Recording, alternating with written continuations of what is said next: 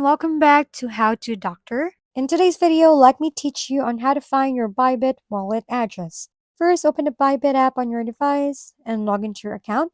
Take note that your account must be a verified one for you to make a deposit or withdraw your crypto. Once you're in the main tab, tap Assets option on the lower right corner. Now tap Deposit option. In the pop-up, select Deposit Crypto. Select what crypto that you wish to find the wallet address. For example, let's select USDT. You can search it using the search bar. Once you're done selecting the crypto, choose a chain type that you want. For example, let's just select ERC20 from the options here. Make sure that the chain type you make deposit is to the one you make withdrawals. After that, it will automatically show the address from your USDT crypto. And there you can simply tap copy button or screenshot the QR code that will pop up. And that's basically how you can find your Bybit wallet address.